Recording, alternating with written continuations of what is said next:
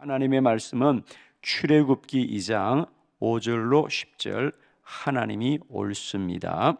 교독합니다. 5절 바로의 딸이 목욕하러 나일강으로 내려오고 시녀들은 나일강가를 거닐 때에 그가 갈대사의 상자를 보고 시녀를 보내어 가져다가 열고 그 아기를 보니 아기가 우는지라 그가 그를 불쌍히 여겨 이르되 이는 히브리 사람의 아기로다. 그의 누이가 바로의 딸에게 이르되 내가 가서 당신을 위하여 히브리 여인 중에서 유모를 불러다가 이 아기에게 젖을 먹이게 하리이까. 바로의 딸이 그에게 이르되 가라 하매 그 소녀가 가서 그 아기의 어머니를 불러오니 바로의 딸이 그에게 이르되 이 아기를 데려다가 나를 위하여 젖을 먹이라. 내가 그 싹을 주리라. 여인이 아기를 데려다가 젖을 먹이더니 그 아기가 자라매 바로의 딸에게로 데려가니 그가 그의 아들이 되니라. 그가 그의 이름을 모세라 하여 이르되 이는 내가 그를 물에서 건져내었음이라 하였더라. 아멘. 아멘. 오늘은 이 본문의 말씀으로 하나님이 옳습니다. 아멘. 우리는 살아가면서 때로는 큰 낙심과 실망 가운데 있을 때, 또 염려와 근심 가운데 있고, 때로는 더 나아가서 왜 나의 삶에 이런 고난이 있을까라는 원망과 어떤 억울함을 가질 때가 참 많습니다. 이제 우리가 좀 아셔야 될 건요, 내 삶의 현실이 어떠하든 우리는 때로 그렇게 말하잖아요. 하나님 왜 내게 이런 고난을 주십니까? 하나님 왜 내게 이런 어려움을 주십니까? 라고 말하는데 여러분 꼭 기억합시다. 하나님은 언제나 인자하시고 선하시고 영원하시고 하나님은 어려운 분이다. 그러니까 우리가 하나님이 어렵다는 얘기는 뭐죠? 하나님이 옳은 분이라는 거예요. 여러분 우리 삶의 모든 일이 여호와께로 말미암은 줄 믿습니다, 여러분. 그러면 그 하나님이 옳다는 거예요, 여러분. 물론 내 현실은 내가 생각하기에는 때론 억울하기도 하고, 내가 생각하기에는 왜 내게 이런 생각지도 못한 일이 나에게 닥쳐왔는가라는 염려와 근심이 있지만, 분명한 건 그렇습니다. 하나님은 언제나 옳다는 거예요.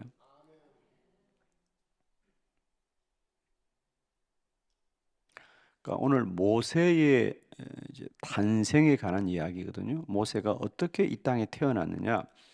물론 그것은 그 모세가 앞으로 이스라엘을 구원할 이인 것을 우리가 이미 알고 있는 거죠. 그러면 이스라엘이 400년 동안 애굽의 노예에 있다가 그 역사를 바꾸는 한 위대한 사람의 탄생과 출생에 관한 얘기거든요. 그의 이름이 모세라는 거죠. 모세. 여러분 성경대로 우리가 좀 이제 이해했으면 좋겠는데, 거기 10절에 보면 그 이름을 모세라 하여 이르되 이는 내가 그를 물에서 건져내었습니다. 그러니까 우리는 이제 모세의 이름만 생각해도 늘 하나님의 은혜를 기억해야 되는데, 모세는 뭐냐? 물에서 건져내었다는. 그러니까 물에 빠졌는지 건져내었다는 거죠.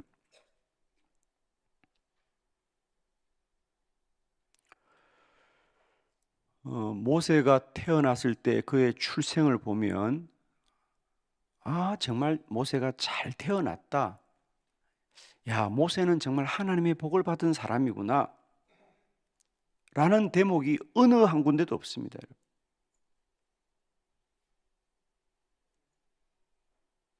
그런데 모세는 이 땅에 하나님이 보내셨죠. 그렇죠? 모세는 우연히 태어난 게 아니잖아요. 하나님이 보내셨습니다. 그러니까 하나님이 하시는 일 가운데도 때론 불의한 일도 있고 억울한 일도 있고 우리가 이해할 수 없는 일도 있지만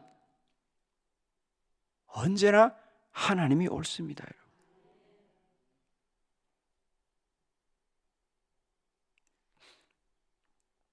저는 우리가 믿음의 사람으로 산다는 것은 다른 것이 아닙니다. 하나님은 언제나 내 삶에서 의로우신 분이고 인자하신 분이고 선하신 분입니다. 그래서 저는 다시 한번 여러분이 꼭 이 믿음의 기준을 잘 세우셔야 됩니다. 내가 판단하고 내가 생각하고 내가 셈하는 그것이 때론 억울해 보이지만 죄송합니다만 그건 셈이 잘못된 거예요, 여러분. 덧셈과 뺄셈을 잘못한 거죠. 그래서 우리가 늘 살아가면서 할 수 있거든. 하나님 감사합니다. 그죠? 그게 옳은 태도라는 거죠. 그러니까 내 입술에 어느 날 어떤 원망과 불평이 나온다면 그건 내 삶이 고단하고 힘들어서가 아니라 고단하고 힘든 삶을 이기는 믿음이었기 때문이라는 거죠. 이걸 점검하시고요. 내 삶에 어떤 원망과 불평이 나온다. 그것은 우리는 그렇게 말하죠. 힘들고 어려운 일이 있었어요 라고 말하는데 정확하게 말하면 그건 힘들고 어려운 일이 있어서가 아니라 힘들고 어려운 일을 이길 수 있는 믿음이 없기 때문이라는 거죠. 그래서 날마다 때마다 우리는 이제 하나님은 언제나 내 삶에서 옳습니다. 하나님이 옳습니다. 자, 오늘 이 모세에 대한 이야기인데 제가 다시 말씀드립니다. 모세는 하나님이 이 땅에 정말 이스라엘의 구원자로 처음부터 보내셨습니다. 하나님이 보내셨지만 그가 이 땅에 오는 그 과정은 어느 누구도 동의할 수 없습니다. 그렇죠? 아, 하나님이 하셨구나. 이게 동의가 됩니까? 동의가 되지 않습니다. 자, 몇 가지 조금 더 우리가 모세의 출생들을 살펴봅니다. 세 가지만 살펴볼 텐데 첫 번째는 모세가 태어나는 그 일이 선하냐? 아닙니다. 불의하였습니다. 자, 조금 더 봅니다. 출애굽기 1장 22절부터 봅니다. 1장 22절 다 같이 시작. 그러므로 바로가 그의 모든 백성에게 명령하여 이르되 아들이 태어나거든 너희는 그를 나일강에 던지고 딸이거든 살려두라 하였더라. 아멘. 이제 애굽에 사는 이스라엘의 노예들이죠. 그런데 아이들이 자꾸 많이 태어납니다. 그러자 바로가 이스라엘이 오히려 애굽인들보다 많아지겠다고 염려합니다. 그래서 이스라엘의 인구 억제 정책을 쓰는 거예요. 이거는 단순히 모세를 막으려고 하는 게 아니고요. 뭐 그런 생각이 어디 있겠어요. 다만 그들은 야, 이스라엘인 중에 이렇게 두었다는 이 노예들이 우리보다 더 많아지겠다. 그래서 앞으로 이스라엘의 노예 중에 아들이 태어나거든 그를 나일강에 던져버려라. 죽이란 얘기입니다. 이런 시절에 모세가 태어났어요, 여러분. 아니, 좋은 시절이 많고 많은데 왜 이런 시절에 모세가 태어났겠어요, 여러분?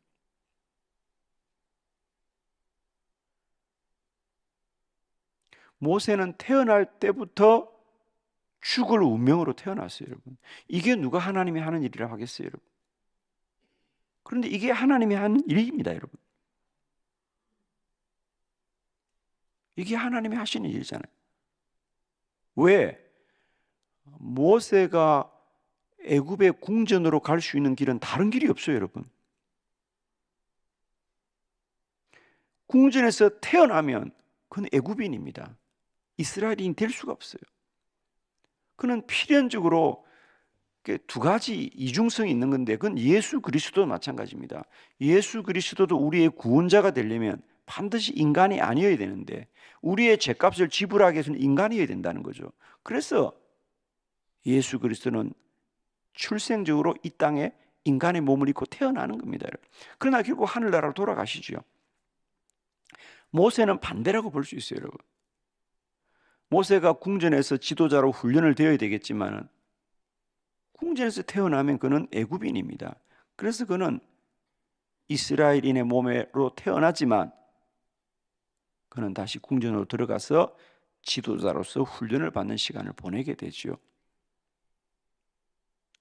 그래서 우리는 누구도 모세가 태어난 그 시대가 태평성대의 시대이고 참 좋은 호시절이라고 누가 말하겠어요?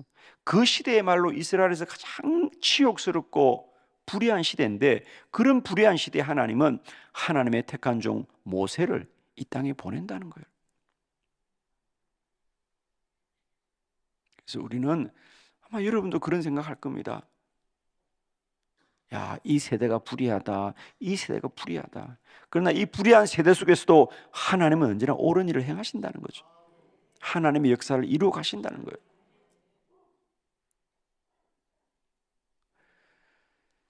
이 세대가 불의하여도 하나님은 옳습니다, 여러분.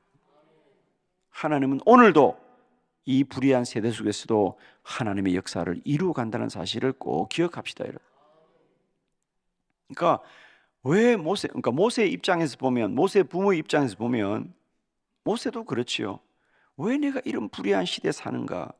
얼마나 생각이 많았겠어요, 여러분. 그죠? 그러나 그럼에도 불구하고 여전히 하나님은 옳습니다. 하나님은 옳습니다. 두 번째, 무력하였다는 거죠. 할 수 있는 게 아무것도 없어요. 자, 출애굽기 2장 3절이죠. 다 같이 시작. 더 숨길 수 없게 되매 그를 위하여 갈대 상자를 가져다가 역청과 나무진을 칠하고 아기를 거기 담아 나일 강가 갈대 사이에 두고. 아멘. 아멘. 그런데 모세가 태어났습니다. 남자아이입니다. 이제 이러니 이 남자아이는 키울 수가 없는 거죠. 그 당시 애굽의 법에 의하면 이스라엘의 남자아이는 나일강에 버려야 되는 겁니다. 그렇죠? 모세가 태어났는데 너무 잘생기고 예쁜 겁니다. 그래서 아이를 숨기고 키우는데 이제 더 숨길 수가 없어요. 더 숨길 수가 없습니다. 그래서 그 아이를 갈대 상자를 가져다가 역청과 나무진을 칠하고 아기를 거기에 담아 나일 강가에 두었더라 그래요. 여러분, 그 갈대 상자에 역청과 나무진으로 바르던들 그 나무 상자가, 갈대 상자가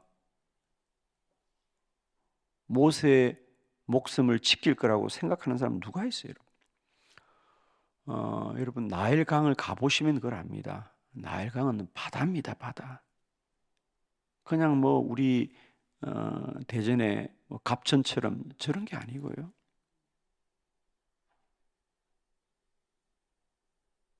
지금도 나일강은 가보면 바다와 같아요. 왜 그 나일강이 문명의 근원이 되는지 가보면 아셔요. 바다 같아, 바다 여러분. 거기에 그 갈대 상자에 아기를 담아두는데 이 아이를 살린다는 생각으로 누가 갈대 상자를 두겠습니까, 여러분? 차마 강에 내 아이를 던질 수 없잖아요, 여러분. 어떻게 내 아이를 던져? 그러니까 잠시나마 내 눈을 피하고 싶은 거죠.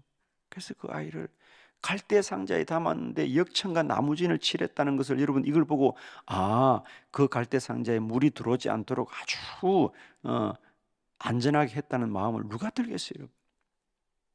잠깐이나마 내 눈앞에서나마 이 상자가 물에 빠지지 않게 하려고 그렇게라도 하고 뒤돌아서야 마음이 편하니까 그런 거지. 갈대 상자에 담아두면 아이가 살겠구나 라고 생각을 했다고 생각합니까, 여러분? 내가 갈대 상자에 담아두면 애굽의 공주가 모욕하러 왔다가 내 아이를 데려가겠구나, 그렇게 생각했다고 생각합니까, 여러분? 자식이 태어났는데 그 아이의 목숨을 지킬 수 없는 그 애비와 부모의 마음은, 어미의 마음은 얼마나 찢어지겠습니까, 여러분? 뭐 그런 원망이 없었겠어요? 하나님 이럴 거면 왜 우리에게 자식을 주셨습니까? 그런 생각이 안 들겠습니까, 여러분? 이럴 거면 왜 이 자식을 내게 주셨냐고요, 여러분. 여러분도 뜻대로 여러분의 자식이 그런 생각이 가끔은 들어요, 안 들어요? 전혀 안 드는 모양이구나. 여러분 애들은 잘 자라시죠?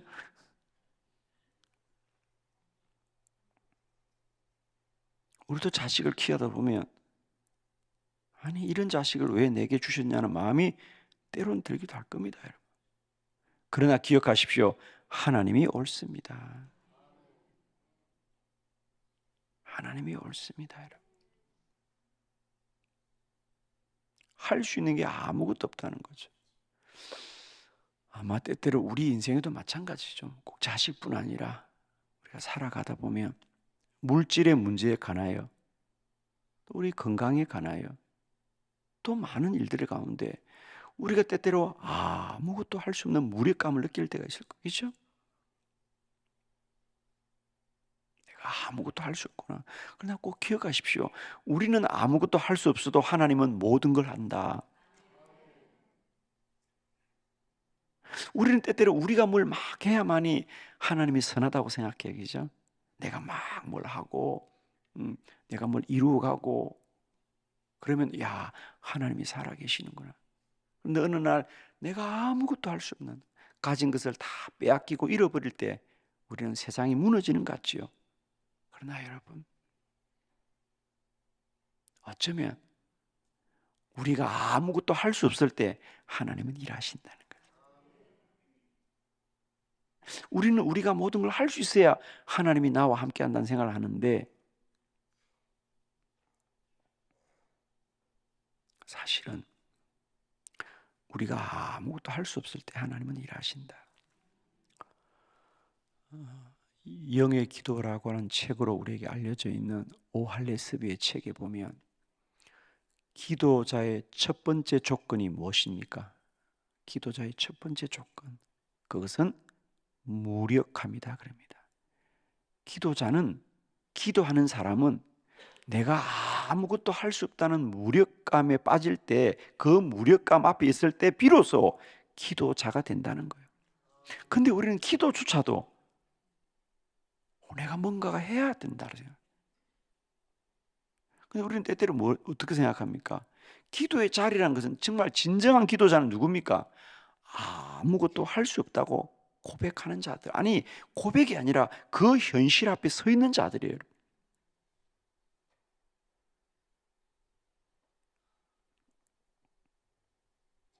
우리는 때때로 누가 무력하고 싶겠습니까? 다 힘이 있는 자가 되고 싶죠, 우리는. 그런데 하나님 앞에서는 힘이 있는 자가 아니라 진실로 하나님의 손을 붙드는 자만이 일을 한단 말이죠.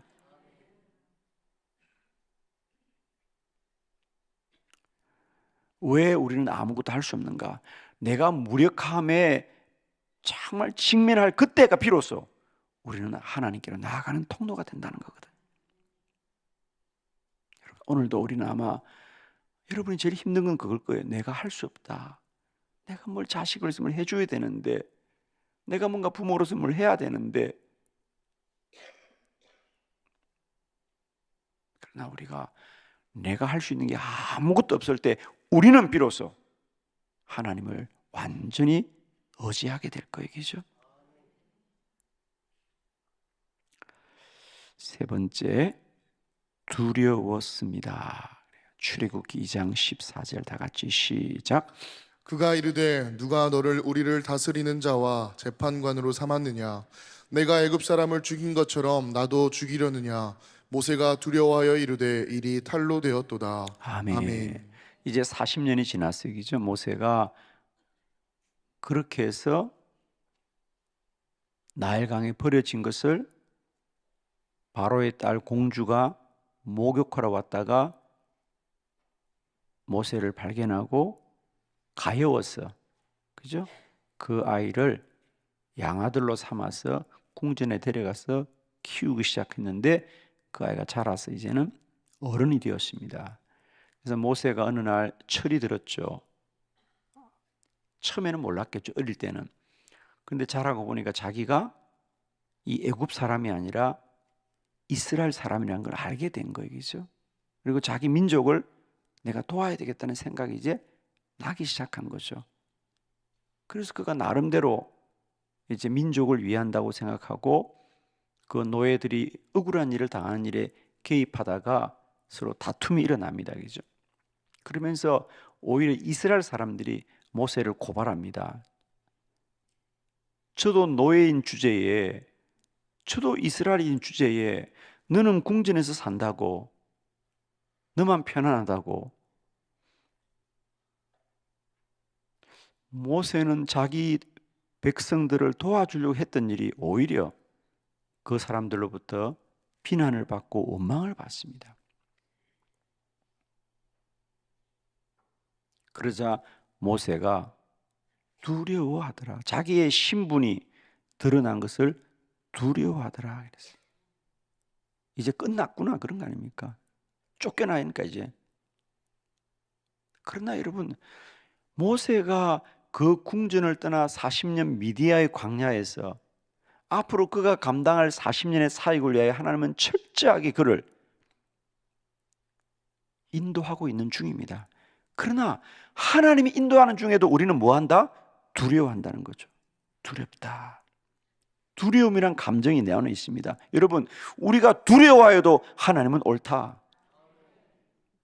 두려움이 없는 게 아니에요, 여러분. 하나님의 은혜는 두려움이 없는 게 아니라 두려움 중에도 하나님이 일하시는 게 은혜지요.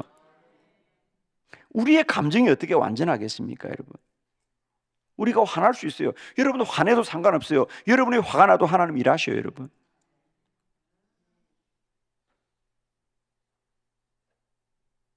우리는 때때로 우리의 감정 속에 하나님을 다 담아두려고 그러는데 그렇지 않아요, 여러분. 여러분이 화가 나도, 여러분이 억울해도, 여러분이 두려워도, 때로는 세상을 다 뒤집어 버리고 싶은 원망이 있어도 하나님은 옳습니다, 여러분.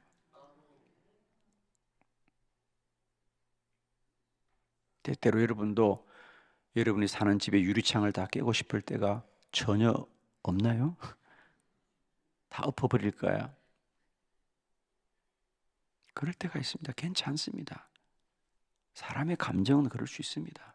그러나 하나님은 그래도 여전히 옳습니다, 여러분. 여러분, 이제 남은 생에 우리가 기준을 분명히 합시다. 내가 어떻게 생각하든, 내가 어떻게 반응하든, 때론 그걸 내가 다 감당할 수 없어서 나는 흔들릴 수 있어요, 여러분. 우리가 어떻게 완전합니까? 우리는 흔들릴 수 있어도 하나님은 옳습니다. 내가 산을 향하여 눈을 들리라. 나의 도움이 어디서 없고 나의 도움이 천지를 지으신 여호와이겠습니다, 여러분. 언제나 우리 삶의 현실과 현상과 현재는 때론 불의하고 내가 아무것도 할 수 없는 무력감에 빠져 있고 때로는 그 현실이 두려울 수 있습니다. 그래도 하나님은 옳습니다. 하나님은 오늘도 하나님의 일을 하나님이 이루시고 하나님의 뜻을 우리 가운데 실현시켜 간다는 걸 꼭 기억하시고요.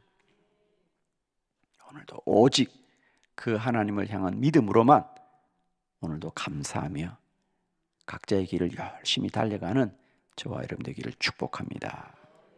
기도드리겠습니다.